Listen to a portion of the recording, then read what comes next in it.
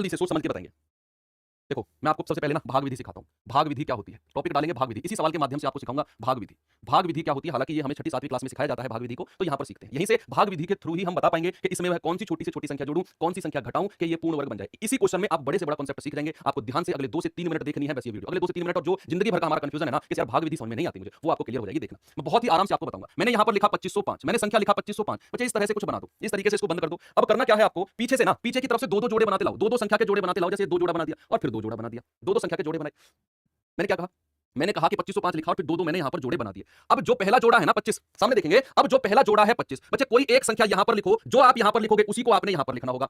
और आप मुझे बताइए जब मैं इन दोनों को गुणा करूं तो वो संख्या या तो 25 आए या 25 से छोटी आनी चाहिए, 25 से बड़ी नहीं होनी चाहिए। मैं फिर से रिपीट करता हूं, मैंने 2505 को लिखा, मैं दो दो जोड़े बनाते लाया। अब जो ये पहला जोड़ा है ना, मैंने इसको देखते हुए एक संख्या यहां पर लिखनी है और जो यहां पर लिखूं वही संख्या मुझे यहां पर लिखनी होगी। और जब मैं इन दोनों को गुणा करूंगा ना, जब मैं इन दोनों को गुणा करूंगा तो वो गुणा 25 होना चाहिए या 25 से कम होना चाहिए। आप मुझे बताओ वो कौन सी संख्या है जिसे मैं यहां लिखूं और यहां भी लिखूं।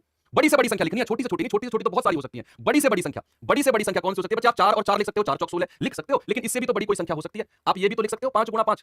भाई आप 5 और 5 भी तो लिख सकते हो क्योंकि 5 पूरे 25 होता है, और लिख दो यहां पर, बस कोई दिक्कत नहीं है। बट यहां पर क्या करना, इसमें से ये घटाओ तो 25 में से 25 गया 0 गया, पूरा घटाना है। और फिर जो अगला जोड़ा है ये पूरा का पूरा उतर के आएगा 0,5। अगला जोड़ा पूरा का पूरा उतर के आएगा 0,5। और हमारा अगला स्टेप होगा कि 5 और 5 दोनों को जोड़ दो। 5 और 5 आ गया 10। कितना आ गया, 5 और 5 आ गया 10। अब एक संख्या इस 10 के सामने लिखनी है, वही संख्या यहां पर लिखनी। जो स्टेप हमने यहां पर किया है ना, बस जस्ट क्या करना था, दोनों जोड़ दिए 5 और 5 10। अब 10 के यहां पर एक संख्या लिखनी है, वही यहां पर लिखनी होगी। और सेम रूल लगेगा यहां पर, सेम रूल लगेगा यहां पर। आप देखिए अगर मैं यहां पर 0 कर देता हूं तो यहां पर भी 0 होगा और रिमाइंडर हमारा 5 ही बचेगा। रिमाइंडर हमारा 5 बचेगा। और जो यहां पर रिमाइंडर बचा, जो हमारा रिमाइंडर बचा, जो शेष बचा बच्चे, उसे घटाना होगा हमें। 2505 में से उस रिमाइंडर को, ये 5 को घटा दो, कितना आ जाएगा 2500। और 2500 एक पूर्ण वर्ग संख्या है। क्या आपसे घटाने वाली संख्या पूछी है, क्या आपसे घटाने वाली संख्या पूछी है, क्या आपसे उसने कहा कि कौन सी छोटी से छोटी संख्या घटाई जाए? आपसे तो कहा कौन सी संख्या जोड़ी जाए। क्या कहा उसने, उसने कहा कौन सी संख्या जोड़ी जाए। तो बच्चे जोड़ी जाने के लिए हमारा आंसर कुछ और होगा। हमें पता है फिर क्या करना होगा, हमें एक काम करना होगा, यहां पर थोड़ा सा इससे आगे जाना होगा। 5 और 5 10 तो था ही, 1 जाना होगा हमें, यहां पर 1 लिखना होगा। और फिर इस 101 की इसमें गुणा करनी होगी। कितना आएगा, 101 एकम 101।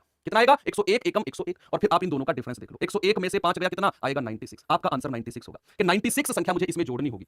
2505 में 96 जोड़ना होगा, कितना बनेगा 2601। और जो बच्चे 2601 होगा ना, वो इस 51 का वर्ग होगा। किसका वर्ग होगा, इस 51 का वर्ग होगा। तो आपका आंसर आ जाएगा ऑप्शन नंबर डी। क्या आएगा, आपका आंसर आएगा ऑप्शन नंबर डी, इस राजू कुमार